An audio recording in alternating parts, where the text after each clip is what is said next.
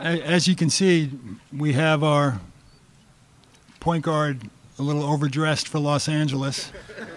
I made a comment to him, and I know I'm not underdressed, but I think for Los Angeles, he's going to have to.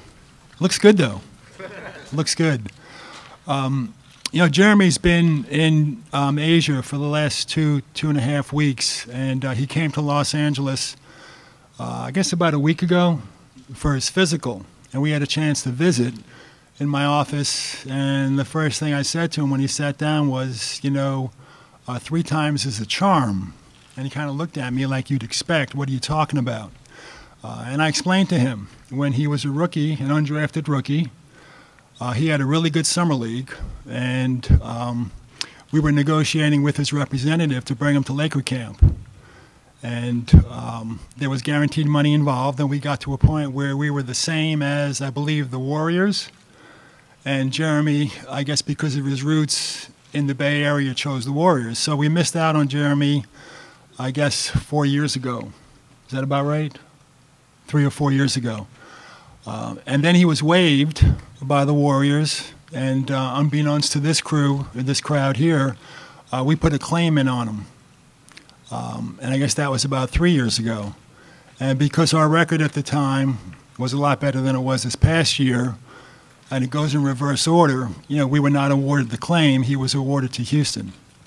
So that brings us to today, 10 days ago when we made a trade, and for the third attempt, you know, this time we got Jeremy Lin. So at this time, I'd like to introduce Jeremy. We have his uniform, and give him a big welcome to Los Angeles.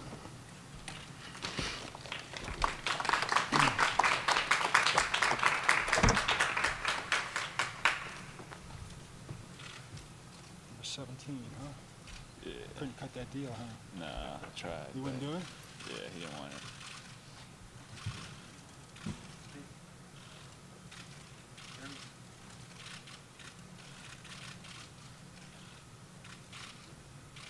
Maybe he knows about that deal that Daryl made.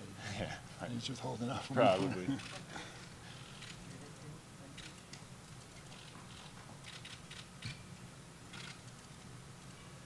Okay. Cool. All right, man. Welcome. All right, thanks. Okay. Appreciate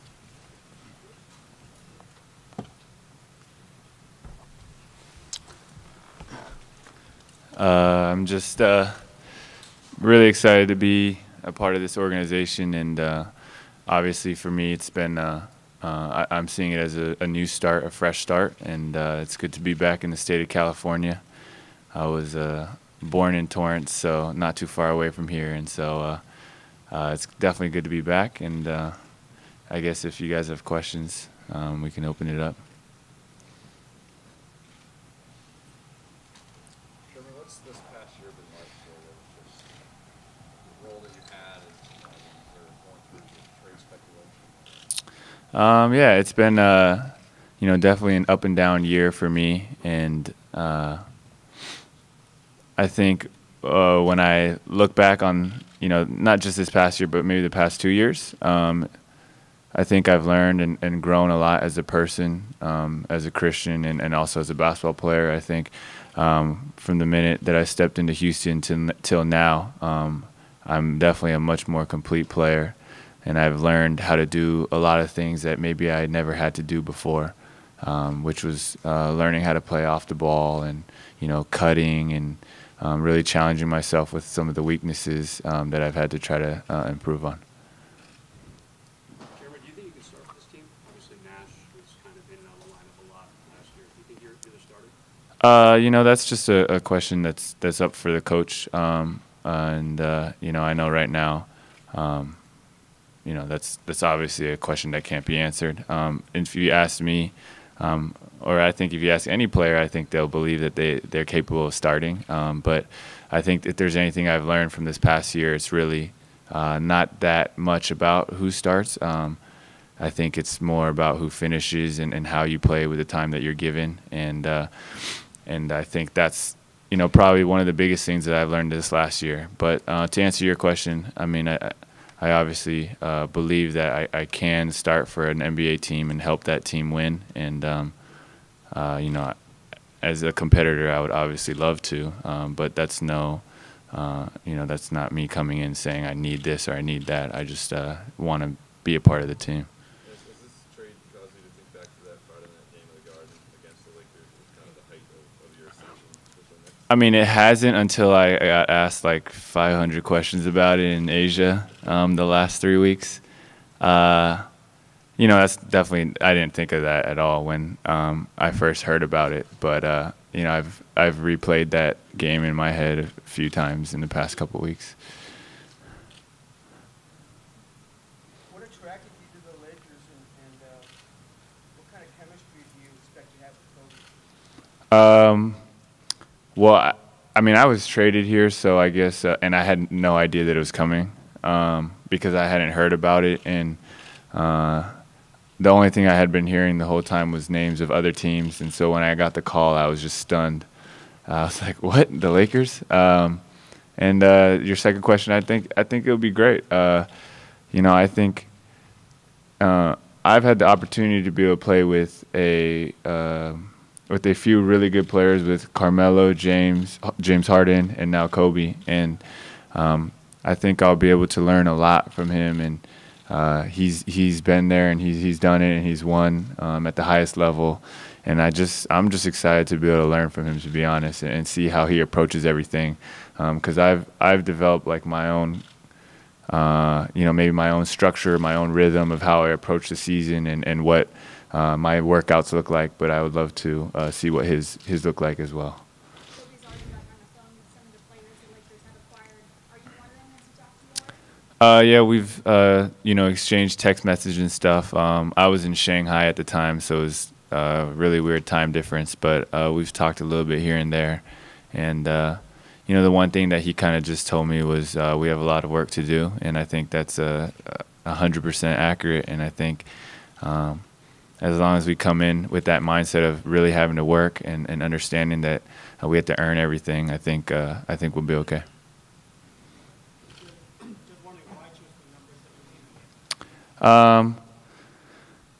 Well, there's a couple of reasons. I like number 7, and that's it has a lot of meaning to me, and that's the number that I came into the league with in summer league. But Xavier Henry is number 7 here, and 17 has been a special number to me as well. I wore it in the D League and I wore it in New York when I wore it in the D League when I was with the Reno Bighorns, and I wore it in New York. And I felt like this was a good time to go back to that number. Jeremy, a lot was made about the way the Houston Rockets showed Carmelo Anthony around with your number 7. How did that affect you? What was your reaction? Yeah, I think I guess my Twitter kind of summed it all up, what I wrote there. But I guess my whole thought process was, I definitely didn't lose any sleep. I wasn't like outraged or anything. I wasn't really upset. I just felt like, they could have maybe kept it internal. But again, it wasn't a big thing to me. I did feel like, in some ways it could have been handled a little differently, but I wasn't outraged by in any way. And then I just thought that me coming here and the way everything happened, it's just a great opportunity to start over and be a part of a different organization and be a part of a different team. And I'm excited for the future. Back to the starting element or coming off the bench, how did your perspective change on that versus the time in Houston and wanting to start? Yeah, I think because of my career, I went from not even thinking I was going to make it and play tomorrow in an NBA game to starting. It just happened so fast. And then after my year in New York, I kind of just I wanted to stay on that path, and I wanted to be a starter, and that was something that I really cherished. And I just I really appreciated it because I was on the other end of getting cut and getting waived and, all these different things. And then maybe held on to it a little too tightly. And I think the one thing that I really learned this past year is just starter or not starter. I just have to play the way I'm capable of playing and I have to play my style and brand of basketball. And as long as I do that, I think I'll be fine on any team. I think I'll be able to contribute and make plays and be on the court when it really, really counts. In your travels overseas, what have you noticed about the Lakers international brand, maybe versus some of the other teams? It's huge. Well, first, Kobe is just an idol in Asia, obviously, and so the day it was funny, it was just like all red Rockets, and then the minute that I had signed, came back, and got my physical, and went back to Asia, everything was yellow, and like it was just like everybody was wearing only yellow, and so it was funny. It was like it's like the jerseys were already bought. They've already owned Lakers apparel. And that's definitely something that I noticed. I was just like, wow, that was fast. I was like trying to find some Lakers stuff myself, like trying to get a hat or something. Everyone else had it already. I was like, all right.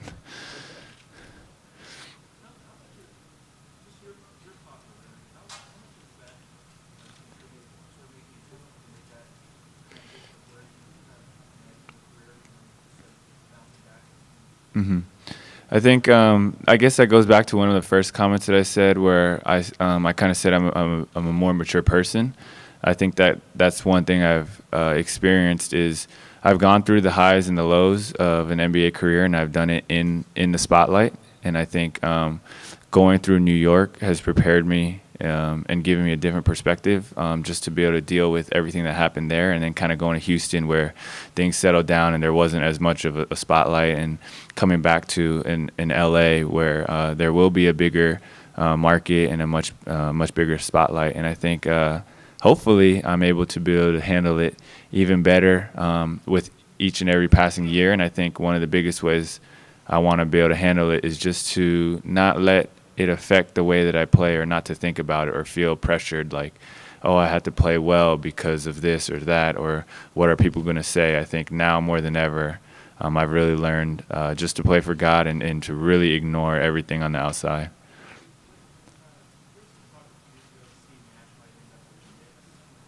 Yeah.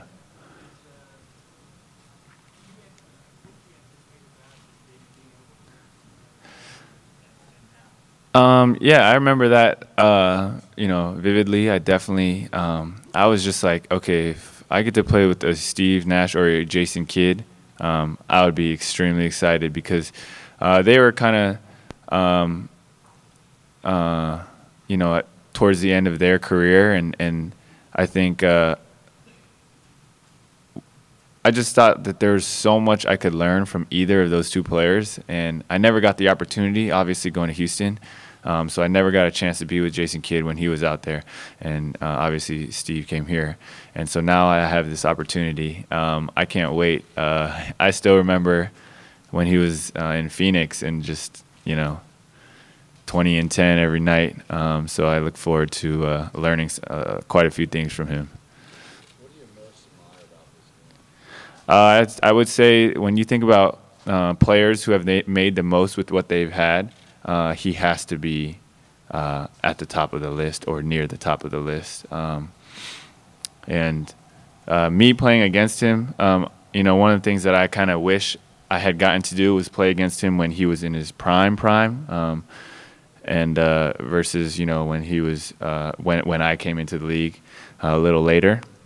But his footwork is amazing, and his use of angles. It's just, you can't really appreciate it until you try to guard him. Because he's at a different stage in his career where there's obviously uncertainty with his health, how do you go about approaching that role just in terms of providing reinforcements of that position? My approach won't change. I think my approach shouldn't ever change. It should just be to be on attack mode all the time, because that's who I am as a player. And regardless of his health or anybody else's health, I'm going to be on the attack. And I think I actually look forward to one thing that I thought worked well for us in Houston was when me and Pat Beverly played together, and I would love to play alongside Steve Nash too, and be able to play with him just as a maybe an off guard or whatever, where the ball is constantly moving and he's pushing the pace or I'm pushing the pace. I think that'd be really fun. The maturity that you've come into over the past several years, did the comments that Harden recently made regarding him and Dwight being the cornerstones of resting role players, does that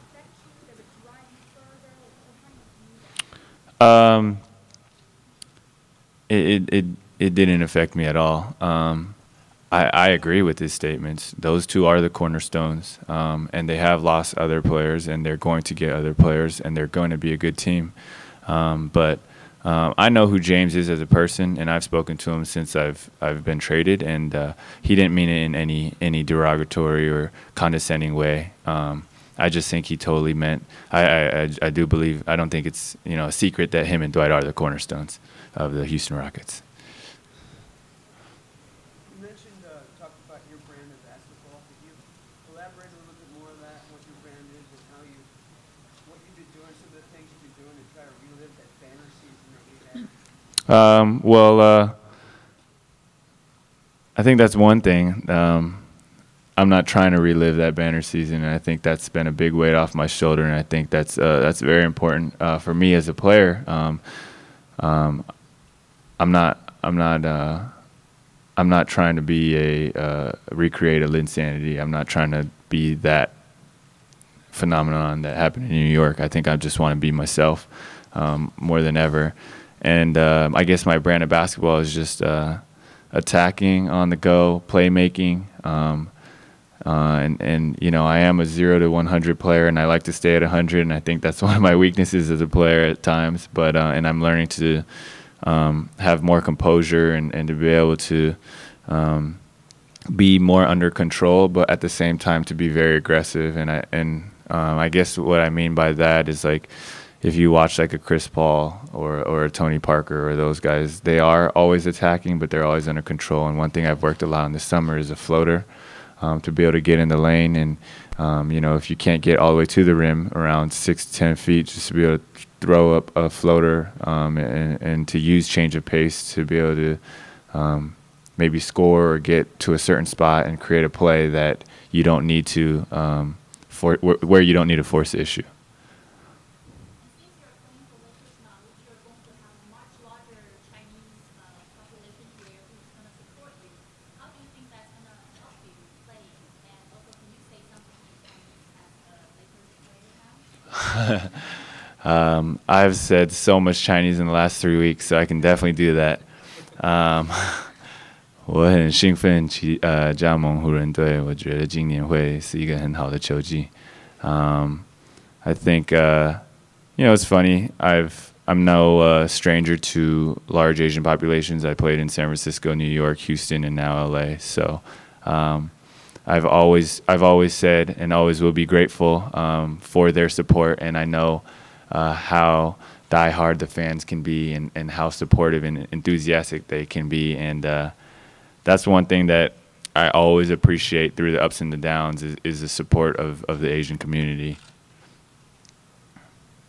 When you talk about trying not to recreate the Linsanity thing, when did you start to get a handle on getting past that? I would say probably my first year in Houston really taught me that. And it was my first year in Houston, and put a lot of pressure on myself to try to be that player. And I think now my goal is more like, I'm not trying to be a player from the past. I'm trying to make history again. And it's not so much about me trying to be something that happened beforehand. And now I'm looking to the future and trying to be a much bigger and better player than I was ever before. So as you come to the Lakers, obviously didn't have a great year last year, and it's sort of that transition stage for the franchise. Do you feel pressure coming here to do anything in particular? Again, I really, to be honest, I have the least amount of pressure on my shoulders. I feel the least amount of pressure on my shoulders now than I ever have. And I think one thing that I really try to do is not let my circumstances dictate the pressure that I feel as a player. And I don't think I play well when I do put a lot of pressure on myself from an outside standpoint. I know what I want to accomplish as a player and what the right way to play is, and I think as long as I do that, I can hold my head up high and be proud of myself. Aside from your production on the court during that Linsanity period, did you enjoy all that other stuff that came with it? It depends. Definitely enjoyed some of the cool perks and stuff and the fun things that I was able to do. The GQ magazine and things like that. Those are all like lifetime opportunity, once in a lifetime opportunities. And then there's a lot of the other stuff that I guess I had never been exposed to and really had to adjust to, and not having enough or as much privacy, and kind of having a lot of people just coming at me and my family, my friends, and us learning and dealing with that. But that's something that's made me, my family, my team, and my friends a lot stronger, and I think that's what has prepared us for hopefully, everything that's going to happen in the future. And I think it'll hopefully prepare us for being able to play in a place like LA with such an incredible fan base, and the attention that you garner just from being a Los Angeles Laker.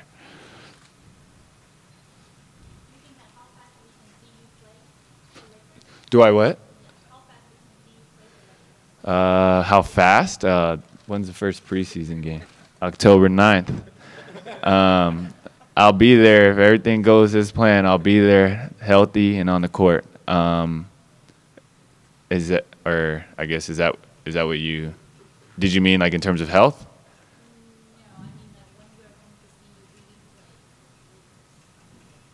When you're gonna really see me play? The game? Hopefully right away. I don't plan on delaying it or making I don't plan on showing up fashionably late. I think I'm going to try to do my best to be right there on time, October 9th.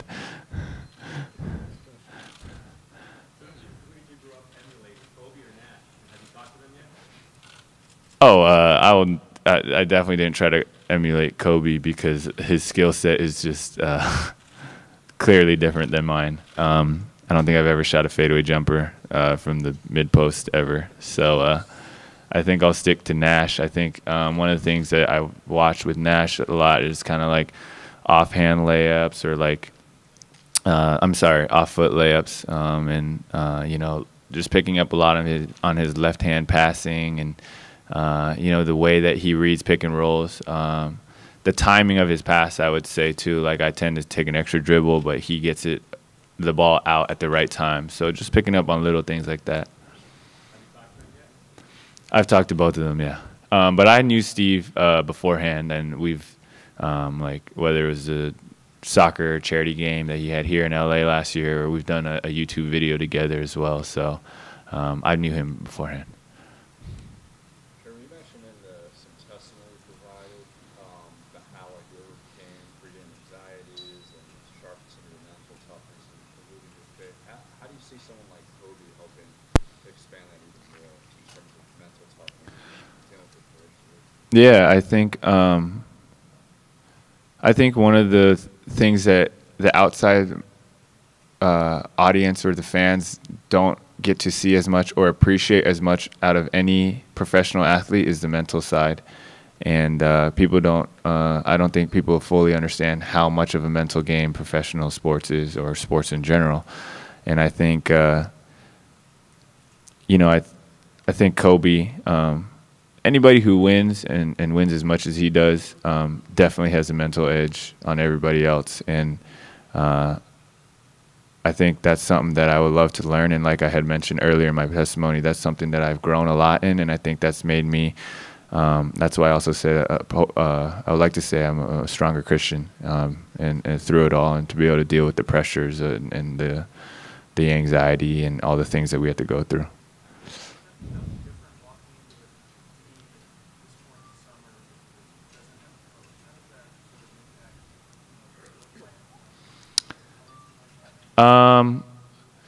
It doesn't affect it too much because I would say right now, me and my trainer, we have our goals for me as a player, and that wouldn't change regardless of who the coach is. I think that'll as we approach training camp more and more, I think I will start to be able to think and prepare more for about maybe what the team might look like or the style of play. But right now we kind of have our set of goals that we're trying to achieve, and certain things that we're trying to get better at. And so right now, I guess it doesn't affect it as much. But it would be you know, I think the Lakers are going to take their time, and I'll probably find out whenever everybody else finds out. And I think from then on, hopefully I'll be able to have a conversation with the coach and be able to figure out exactly what's what or what they expect of me and things like that. We know that you have very close relationship with your family, and your dad is your basketball coach in the beginning, and also your dad's idol is Kareem Abdul-Jabbar. So now you are in the being the Kareem Abdul-Jabbar player. So how do you ever talk about this with your dad? Yeah, I guess you know, my dad was my basketball coach. I guess coach could be a very loose term. I grew up playing with my dad, and we loved playing together. But I wouldn't call him fundamentally sound. But I definitely learned to love the game through my dad, and his favorite player was Kareem Abdul-Jabbar. And the one thing that everyone talks about when my dad plays is how much he likes to shoot a hook shot. So that won't, you know, obviously he's a big fan, and he's known about the organization for a while.